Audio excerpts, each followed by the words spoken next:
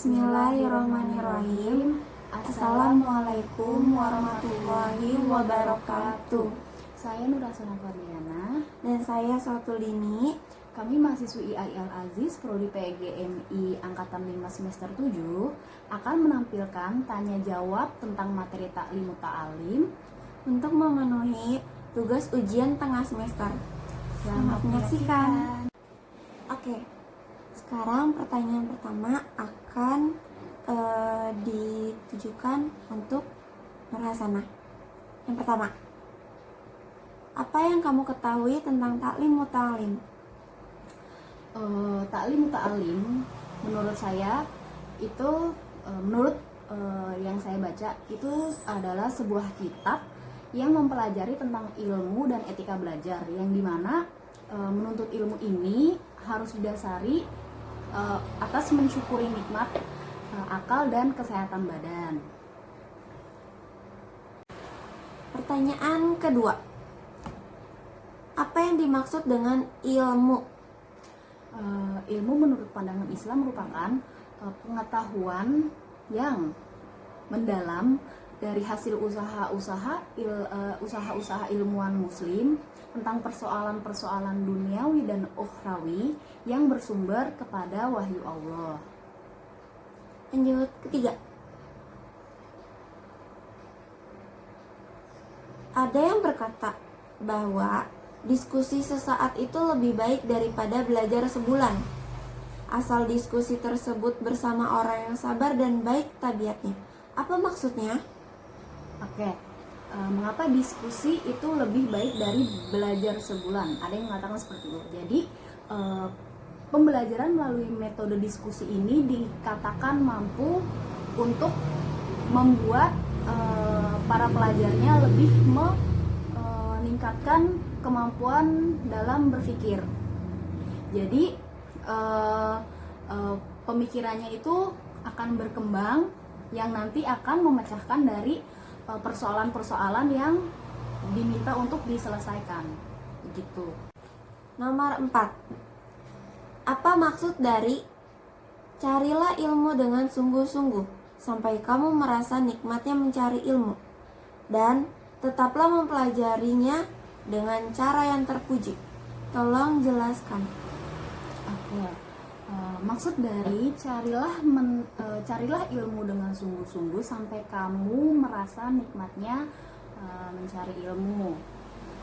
Itu maksudnya kita itu harus menekuni ilmu itu tersebut melalui proses-proses dari mempelajari ilmu itu sendiri gitu, yang nantinya proses itu akan mendapatkan hasil dan merasakan nikmatnya dari ilmu itu sendiri. Nah, setelah itu pelajarilah ilmu tersebut dengan sikap yang terpuji. Maksudnya ini kita mempelajari ilmu itu dengan sikap yang diajarkan oleh ajaran Islam, yaitu jujur, baik dalam bersikap, dan lain-lainnya. Seperti itu. Oke, lanjut nomor 5. Amalkan ilmumu kepada manusia agar ilmumu hidup. Mengapa ilmu harus diamalkan sampai menjadi hidup? Mengapa ilmu harus diamalkan sampai menjadi hidup? Karena kita itu mempunyai ilmu harus diamalkan kepada sekitar, agar ilmu itu tuh nggak berhenti di kita gitu. Jadi ilmu itu akan hidup. Maksudnya hidup di sini jadi kita mengamalkan ilmu dengan mengajarkan kepada orang lain, yang nantinya orang lain itu juga akan mengajarkan ke sekitarnya gitu. Jadi ilmunya itu nanti akan berkembang secara luas dan hidup, yang nantinya akan menjadi amalan pahala untuk kita gitu. Oke, lanjut nomor 6. Apa maksud dari jangan menjauhi orang-orang yang berilmu? Jika kamu menyembunyikan ilmu, maka Allah akan membuatmu lupa, sehingga kamu kelihatan seperti orang bodoh dan tumpul akalnya. Oke. Janganlah kamu menjauhi orang-orang yang berilmu dan melupakan ilmu. Ini maksudnya jika kita menyembunyikan ilmu itu sama saja seperti kita memutus ilmu itu sendiri gitu. Memutus ilmu itu sendiri, sedangkan jika kita mengamalkan, ilmu itu tidak akan terlupakan dan kita tidak akan bodoh tentunya. Nah, jadi kita tidak boleh menjauhi orang-orang yang berilmu itu. Alangkah baiknya kalau kita melakukan sharing dengan belajar berdiskusi yang nantinya akan membuat ilmu kita berkembang, wawasan kita luas dan berguna untuk banyak hal, berguna untuk semua orang gitu. Dan pastinya juga ilmu itu akan bermanfaat. Oke. Lanjut nomor 7. Jelaskan apa itu musyawarah. Musyawarah dalam bahasa Arab itu artinya berunding. Maksud dari musyawarah itu sendiri adalah perundingan atau maksud dari musyawarah itu sendiri adalah upaya untuk menyelesaikan persoalan atau masalah yang ada di lingkungan masyarakat. Jadi kita di lingkungan masyarakat itu berunding mengenai persoalan-persoalan yang bisa kita selesaikan melalui solusi-solusi yang nantinya akan kita lakukan gitu untuk menyelesaikan itu. Oke. Nomor 8. Mengapa tertib dalam berpikir dibutuhkan dalam musyawarah? Mengapa tertib dibutuhkan dalam musyawarah? Tata tertib itu dibutuhkan dalam semua tata tertib itu dibutuhkan agar apapun yang kita lakukan itu bisa berjalan dengan lancar. Sama halnya dengan bermusyawarah. Jika kita ingin musyawarah kita berjalan dengan baik dan berakhir dengan sukses, itu kita harus mempunyai peraturan dan tata tertib yang harus kita taati gitu. Yang nantinya tata tertib ini akan membuat jalannya acara menjadi lebih baik, teratur dan bisa dinikmati oleh semua pengunjung acara gitu. Oke. Nomor 9. Diskusi lebih baik dari belajar. Apa Anda setuju dengan pendapat itu? Diskusi lebih baik dari belajar. Saya setuju dengan pendapat itu karena diskusi itu juga sama dengan belajar kan maksudnya. Jadi tapi dia lebih baik dari belajar. Kenapa? Karena dari diskusi itu nanti kita akan bisa bertukar pendapat gitu, mencari jawaban dari sudut pandang orang lain yang nantinya akan membuat kita lebih luas dalam memahami materi yang akan kita pecahkan, karena kita melihat dari berbagai sisi yang dipahami oleh orang-orang itu. Nanti jadi kita bisa tentukan mana yang paling baik untuk menyelesaikan persoalan yang akan kita kerjakan dalam belajar itu. Oke. Nomor 10. Di antara syarat ilmu itu, ia menjadi semua orang sebagai pelayan bagi orang yang melayaninya. Tolong bacakan hadisnya. Oke. Hadis tentang ilmu sebagai pelayan bagi orang yang melayaninya itu, al ilmi min syartihi liman kholamahu an yaj'alun nasya kullahum khoddamahu. Oke. Nomor 11. Pengertian belajar itu apa sih? Belajar itu kan suatu proses ya, belajar itu suatu proses dari perubahan tingkah laku ke arah pengetahuan ataupun keterampilan yang nantinya ini akan meningkatkan potensi kita dalam berbagai hal gitu. Jadi perubahan kita ke arah yang lebih baik dari belajar ini sendiri. Oke. Nomor 12. Dalam belajar di kelas kan kadang siswa sulit untuk memperhatikan. Nah, upaya apa yang dilakukan guru agar pembelajaran tetap diperhatikan oleh siswanya? Oke, upaya apa yang harus dilakukan guru agar siswanya itu memperhatikan pembelajaran di kelas yang disampaikan oleh guru. Jadi di sini tantangan untuk seorang calon guru seperti kita, bagaimana cara kita agar bisa mengkondisikan kelas supaya pembelajaran bisa berjalan dengan baik gitu. Kita sebagai guru itu harus punya keahlian kreatif dan terampil agar siswanya itu bisa fokus ke kita dalam pembelajaran gitu. Di sini gurunya memang diminta untuk lebih bisa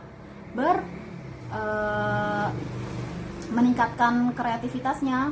Bagaimana caranya agar siswanya ini bisa fokus ke dia. Pokoknya gurunya ini harus bisa mengkondisikan kelas agar pembelajaran itu bisa berjalan dengan baik.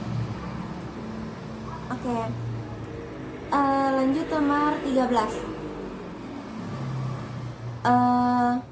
Ada ucapan ada kata-kata ucapan itu seperti anak panah. Nah, itu maksudnya seperti apa?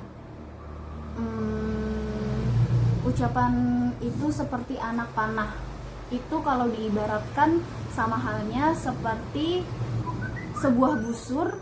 Kalau kita ibaratkan ya, kenapa ucapan itu seperti anak panah? Kalau kita melihat sebuah busur yang akan kita bidikan, yang akan kita panah ke sebuah bidikan dan menancap di bidikan tersebut, jikapun kita lepas itu pasti akan menyebabkan luka atau membekas.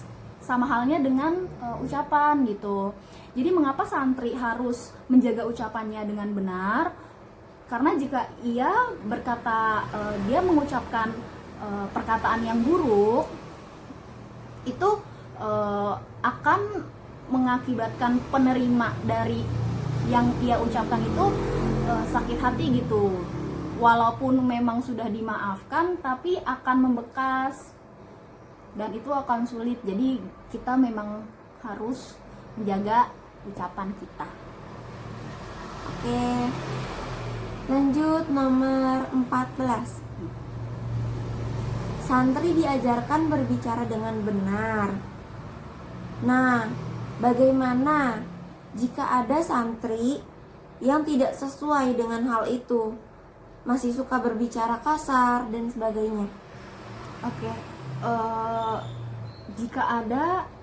Jika masih ada santri yang berbicara kasar, tidak sesuai dengan yang diharapkan, itu tugas kita sebagai guru ataupun temannya itu untuk menegurnya gitu. Jadi memberitahukannya baik-baik agar tidak terbiasa nantinya dalam berbicara kasar gitu. Jadi ini sebenarnya bukan tugas guru aja sih, maksudnya tugas sekitar lingkungan mereka, sekitar lingkungan dia atau siapapun santri itu yang biasa mengucapkan kata kasar, itu harus dibimbing dengan jangan begitu, ngomongnya jangan kasar gitu, jangan kayak gitu tuh nggak bagus gitu. Ngomongin baik-baik, nanti dia pasti akan mengerti lah pasti ya dari situ. Oke, pertanyaan terakhir, nomor 15. Bagaimana cara mengamalkan ilmu-ilmu yang kita punya? Oke, bagaimana cara mengamalkan ilmu-ilmu yang kita punya, yaitu dengan mengajarkannya kepada orang lain yang nantinya ilmu ini akan berguna untuk kita dan orang tersebut gitu. Yang nantinya juga ilmu ini juga akan berkembang ke ke teman-temannya, mungkin soalnya kan kita udah ngajarin nih, dan mungkin mereka juga akan mengajarkan kepada temannya kan. Jadi ilmunya hidup gitu, kayak yang sebelumnya sudah saya jelaskan di pertanyaan keberapa gitu, tentang ilmu itu hidup. Jadi di sini kita mengamalkan ilmu tersebut dengan mengajarkannya ke berbagai orang gitu.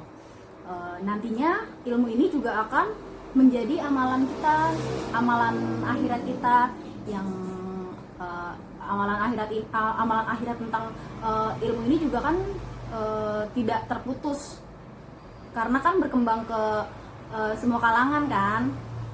Terus ini juga akan menjadi pahala untuk kita sendiri gitu, amalan baik. Selesai. Oke, selanjutnya sesi kedua yaitu pertanyaan untuk Shawatul Dini. Yang pertama itu apa yang dimaksud dengan niat? Izin niyatul hiyal aslu fi jami'il ahwali liqaulihi alaihi sholati wassalam innamal a'malu binniyati, hadis sahih. Nabi SAW bersabda, semua amal itu tergantung pada niat, hadis sahih.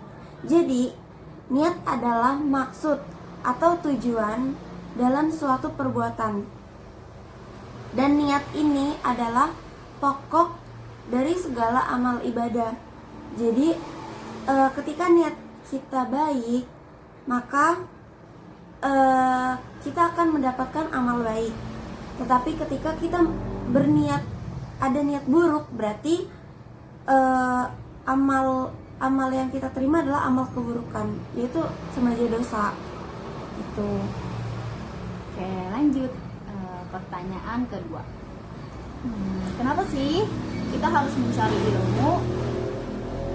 Karena dengan ilmu dapat merubah seseorang menjadi ke arah yang lebih baik, baik tingkah laku maupun perilakunya. Karena pada dasarnya ilmu itu menunjukkan jalan menuju kebenaran dan meninggalkan kebodohan. Lanjut. Oke. Pertanyaan ketiga yaitu apa yang dimaksud dengan syair? Siapa yang menuntut ilmu untuk akhirat, maka ia akan memperoleh anugerah kebenaran. Jadi ada 3 amalan yang tidak akan terputus meskipun kita sudah wafat. Nah, salah satunya adalah ilmu yang bermanfaat. Dengan kita sering belajar dengan ikhlas, dengan niat semata-mata hanya mengharapkan ridha Allah, hanya untuk akhirat, maka Allah akan menunjukkan jalan kepada kita tentang mana yang benar dan mana yang salah. Oke. Lanjut. Pertanyaan keempat, apa yang dimaksud dengan kerugian bagi orang yang menuntut ilmu karena mencari kedudukan di masyarakat? Jadi maksudnya adalah ketika kita berniat tetapi bukan niat karena Allah, melainkan ada maksud lain, yaitu mencari kedudukan di masyarakat. Nah, mencari kedudukan itu sama seperti mengincar pangkat. Nah, mengincar pangkat berarti sama aja mengincar kenikmatan dunia. Dan kalau kita mencari kenikmatan dunia, itu belum tentu kita dapat amalan untuk akhirat. Maka semua yang kita lakukan itu sama aja tidak ada artinya gitu. Lanjut ya, pertanyaan kelima yaitu apakah boleh kita mencari ilmu untuk mendapatkan kedudukan di masyarakat? Boleh. Tetapi jika kedudukan tersebut untuk menjalankan dan untuk menegakkan kebenaran dan melarang yang salah, atau sama aja amar ma'ruf nahi mungkar gitu. Oke, lanjut pertanyaan ke-6. Boleh nggak sih minta contoh dari kedudukan yang digunakan amar ma'ruf nahi mungkar? Contohnya gini, ketika niat ingin memiliki jabatan yang layak, contohnya jabatan sebagai guru, dan dengan niat ketika mendapat pekerjaan tersebut kita dapat menghasilkan dan mendapatkan gaji yang besar. Nah, seharusnya menjadi seorang guru itu tidak boleh berpikiran seperti itu, tidak boleh mempunyai niat seperti itu. Seharusnya kita tuh dengan ikhlas memiliki niat untuk menghilangkan kebodohan pada diri orang lain dengan cara yaitu mengajar, membagi ilmu yang kita miliki, mendidik serta didik gitu. Oke. Pertanyaan yang ke-7, bagaimana cara agar ilmu yang kita miliki itu tidak sia-sia? Agar ilmu yang kita miliki tidak sia-sia, itu adalah diamalkan. Dengan diamalkannya ilmu, kita dapat mengulang kembali, kita dapat mengingat kembali ilmu-ilmu yang telah kita punya dan yang telah kita dapatkan. Dan ketika kita memberikan ilmu tersebut, kita akan bertemu dengan banyak orang yang berbeda-beda, dan kita akan mendapatkan pastinya ilmu yang baru, karena bertemu dengan orang baru kita akan mendapat ilmu baru gitu. Oke. Lanjut ya. Pertanyaan nomor 8. Agar ilmu yang mereka cari dengan susah payah tidak sia-sia, oleh karena itu dalam mencari ilmu itu jangan punya niat untuk mencari dunia yang hina dan fana. Nah, apa sih maksud dari kalimat tersebut? Maksudnya adalah jangan memiliki niat semata-mata hanya untuk harta dunia, seperti gaji besar, jabatan yang tinggi. Karena ketika kita tidak berhasil mendapatkan itu, yang kita dapatkan itu hanya ketidakpuasan dalam hati. Nah, padahal kita bisa membagi ilmu yang kita dapatkan, yang kita punya, itu ke orang yang membutuhkan, agar ilmu tersebut tidak menjadi sia-sia. Daripada kita mengejar sesuatu yang tinggi tetapi dengan niat hanya mencari nikmatnya dunia gitu. Intinya dalam mencari ilmu kita harus memperbaiki niat kita terlebih dahulu gitu. Lanjut pertanyaan yang ke-9. Terdapat tulisan para ulama harus menjaga diri dari hal-hal yang dapat merendahkan martabatnya. Hal-hal apa saja yang dapat merendahkan martabat para ulama yang dimaksud dari kalimat tersebut? Tidak tamak pada harta dunia. Terus tidak boleh bersifat takabur dan memiliki keangkuhan hati.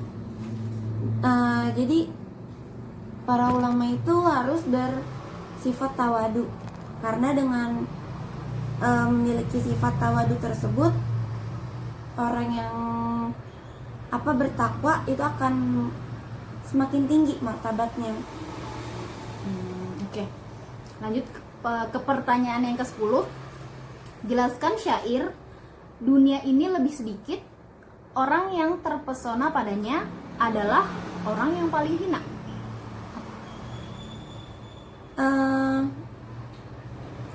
Jadi dari syair itu dijelaskan bahwa dunia ini lebih sedikit.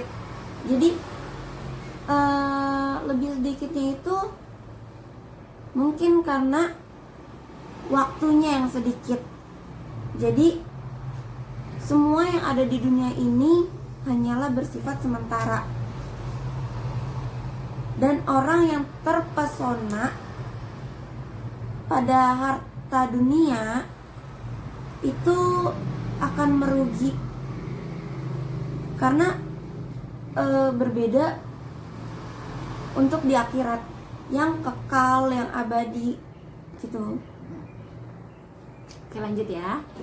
Ke pertanyaan yang ke-11. Jelaskan. Dunia dan isinya adalah sihir yang dapat menulikan dan membutakan. Mereka kebingungan tanpa petunjuk. Apa tuh maksudnya? Jadi jika seseorang sudah terbuai dan terlena, itu sama aja seperti tersihir akan kenikmatan dunia, maka otomatis ia tidak akan mendengarkan nasihat orang lain, dan mereka tidak peduli lagi dengan amalan-amalan yang seharusnya mereka lakukan untuk akhirat, karena mereka hanya terfokus pada urusan dunia gitu. Sebaliknya, kalau untuk orang yang berilmu justru akan menjauhi kenikmatan dunia tersebut. Oke, lanjut ya. Ke pertanyaan nomor 12. Yaitu dikatakan bahwa manusia itu ada 3 macam. Yang pertama, orang yang benar-benar sempurna. Yang kedua, orang yang setengah sempurna. Dan yang ketiga, orang yang tidak sempurna. Jelaskan maksud dari masing-masing macam tersebut. Jadi gini, pertama, orang yang benar-benar sempurna. Orang yang benar-benar sempurna itu adalah orang yang ketika berpendapat, pendapatnya itu selalu benar. Dan ketika diajak bermusyawarah, diajak berdiskusi, itu dia bersedia, dia mau ikut bermusyawarah. Dan yang kedua, orang yang setengah sempurna itu orang yang ketika ia berpendapat, pendapatnya benar, tetapi ketika diajak bermusyawarah, diajak berdiskusi, itu ia tidak mau. Dia intinya tidak mau bermusyawarah. Yang ketiga, orang yang tidak sempurna. Ketika ia berpendapat, pendapatnya salah, dan ketika diajak bermusyawarah, dia nggak mau.